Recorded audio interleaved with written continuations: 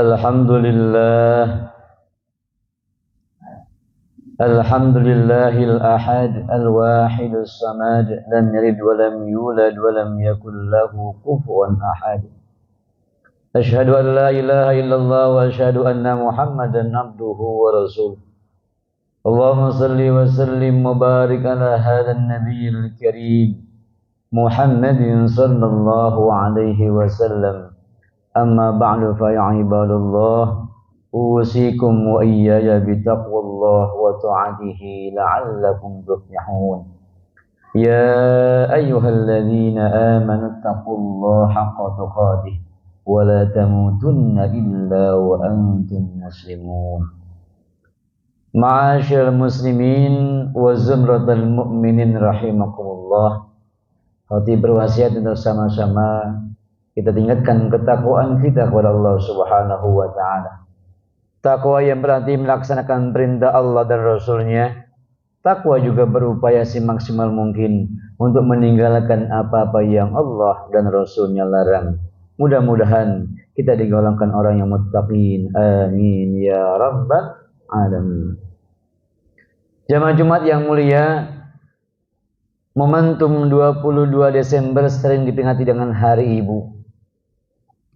Allah Subhanahu wa taala dalam surah Luqman ayat ke-14 mengatakan dalam firman-Nya, Bismillahirrahmanirrahim, wa wasainal insana biwalidayhi hamalathu ummuhu wahnan ala wahni wa bisaluhu fi amaini an ishkur li walidayka ilayyal masir wallahu alam bimuradih. Yang artinya, dan kami perintahkan kepada manusia agar mereka berbuat baik kepada kedua orang tuanya. Ibunya telah mengandungnya dalam keadaan lemah yang bertambah-tambah dan menyampinya dalam waktu usia 2 tahun. Bersyukurlah kepadaku, kata Allah, dan kepada kedua orang tuamu, hanya kepada aku tempat kembalimu. Jamaah Jumat yang mulia, ada sebuah kisah seorang sahabat yang bernama Alqamah ketika itu. Beliau bagaimana luar biasa amal ibadahnya. Sahabat Nabi, dekat dengan Nabi, jauh dengan kita mungkin amaliyahnya. Tapi maaf, di penghujung hayatnya beliau susah sekali nazak. Susah sekali sakaratul maut. Maka berhari-hari, mungkin berjam-jam, belum juga nazak sakaratul maut. Sehingga akhirnya Rasulullah dipanggil untuk mendoakan ini beliau. Singkat cerita, adakah beliau memiliki seorang ibu? Masih ada ya Rasul. Coba panggil ibunya. Ternyata Alqamah memiliki insiden sedikit mungkin kurang nyaman ibunya dengan dirinya. Maka Rasulullah tanya, wahai ibu, kenapa engkau belum maafkan Alqamah? Apa gerangan kesalahan beliau sehingga engkau begitu rela untuk menunda maafnya? Kata sang ibu, ya Rasul, Alqamah ini lebih sayang istrinya dibanding saya. Jadi ibu ini agak sensitif mungkin ketika mungkin seorang anak lebih sayang dengan seorang istri. Ini menjadi PR bagi kita sekalian. Bagi pemuda, bila kalian belum menikah, alangkah baiknya sebelum menikah, bawalah calon itu kepada ibu kita. Jangan sampai ibu kita ilfil kepada calon istri kita. Maka ini sangat sensitif ke depannya. Atau bagi kita seorang ayah memiliki seorang anak laki-laki misalnya, maka seyogyanya kita jangan berlama-lama itu mantu perempuan di rumah kita yang kadang-kadang sedikit miskomunikasi dengan istri kita. Maka seyogyanya anak kita laki-laki, mudah-mudahan kita siapin rumah agar dia mandiri, karena kadang-kadang sedikit kesalahpahaman seorang ibu dengan anak mertuanya itu sensitif sekali. Makanya sangat dianjurkan kita bagi seorang ayah memiliki anak laki-laki untuk bisa menyiapkan itu rumah. Agar apa?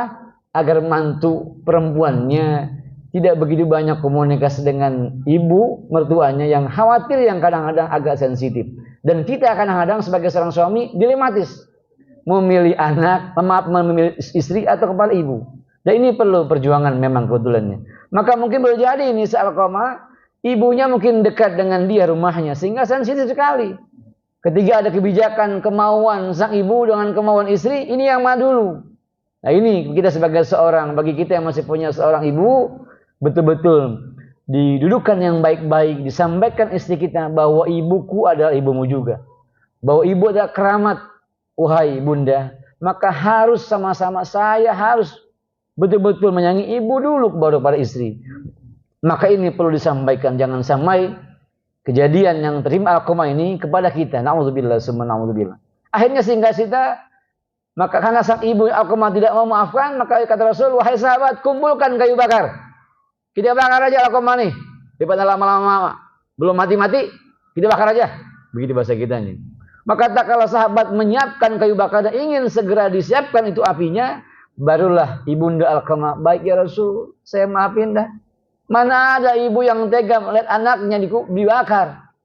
Ini merupakan sebuah shock terapi Rasulullah bagaimana nih sang ibu memaafkan. Karena sudah nazar, sudah berhari-hari, sangat kesian sekali. Maka itulah kenapa kita diminta sama Allah untuk berdoa. Allahumma inna nas'aluka bihusnil khatimah. Wa na'udzubika min su'il khatimah. Bagaimana enggak baik Alqamah sahabat Nabi. Tapi karena ada sedikit selek dengan ibu gara-gara istrinya, maka ini sensitif sekali. Sehingga tak kala nazaknya susah. Bahkan Rasulullah harus mengitibarkan, menyiapkan itu kayu bakar supaya dibakar saja nih Alqamah. Baru sang ibu maafkan. Berarti ada luar biasa ini. Karena jiwa perempuan, jiwa ibu dengan jiwa istri kita yang kadang sensitif sekali nih. Maka perlu ilmu, perlu sayang yang luar biasa, perlu knowledge, perlu ibrah agar ibu kita juga memahami istri kita, agar istri kita pun memahami ibu kita. Karena masing-masing dua perempuan ini luar biasa, apalagi yang beda karakternya, ini sangat sensitif. Maka perlu kita mengambil ibrah pelajaran daripada bagaimana seorang Alqamah, sahabat Nabi, yang mungkin bagus sekali hablum minallahnya, tapi sedikit Allah uji dengan hablum minannasnya, ibu dengan istrinya. Jemaah Jumat yang mulia, mudah-mudahan kisah ini bisa menjadi ibrah bagi kita yang masih punya ibu, yang masih punya istri. Tolong dudukan baik-baik, jangan sampai ibu kita beliau memendam rasa mungkin sedikit jengkel dengan kita. Karena sensitif sekali ini, maka perlu didudukan baik-baik, diajak baik-baik ibu kita dengan istri kita supaya apa? Supaya klop. Ya supaya enak. Karena ini luar biasa kisah ini, menjadi sebuah ibrah pelajaran bagi kita sekalian. Bagaimana sang ibu belum rela memaafkan anaknya karena ada sang suami, sang anaknya lebih sayang kepada istrinya. Ini perlu dudukan baik-baik, jangan sampai salah paham sehingga ibu kita pun nyaman, istri kita pun nyaman. Ini pentingnya bagaimana mendudukan posisi ini dengan baik. Jangan sampai kita sudah punya ibadah yang cukup, tapi gara-gara ibu kita tak nyaman mendengarkan sedikit ya mungkin celotehan dari istri kita, sehingga ada renggang itu. Maka luar biasa ini perlu disampaikan bagi kita semuanya. Semoga nanti pun kita husnul khatimah pada kita, dan kita bisa dudukan orang terbaik kita, baik ibu kita, istri kita, semuanya baik dan memiliki amanah yang baik. Amin ya mujibas sa'ilin. Barakallahu li wa lakum fil Qur'anil azim, wa nafa'ani wa iyyakum bima fihi minal ayati wa dzikril hakim. Fastaghfiru innahu wal ghafurur rahim.